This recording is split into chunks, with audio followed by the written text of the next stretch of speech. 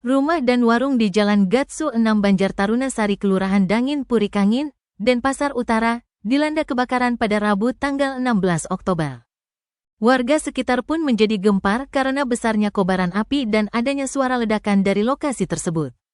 Sejumlah mobil pemadam kebakaran dan penyelamatan kota Denpasar telah berada di tempat kejadian perkara untuk menjinakkan amukan si jago merah.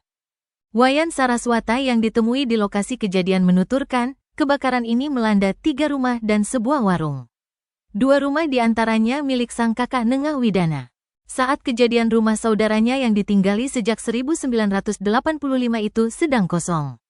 Mengingat, Widana memang setiap pagi biasa berada di rumah Saraswata yang jaraknya 150 meter dari TKP.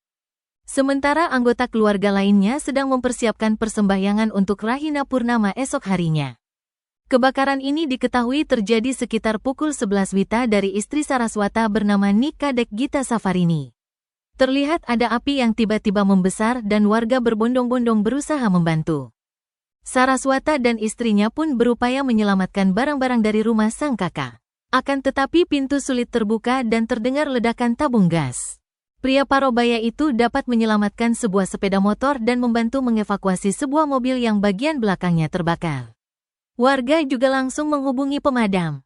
Saraswata menambahkan, barang yang hangus dari rumah sang kakak berupa 2 kulkas, kipas angin, TV, sepeda motor Kimco, serta berbagai berkas-berkas. Ia memperkirakan kerugian yang diderita sang kakak saja mencapai ratusan juta rupiah.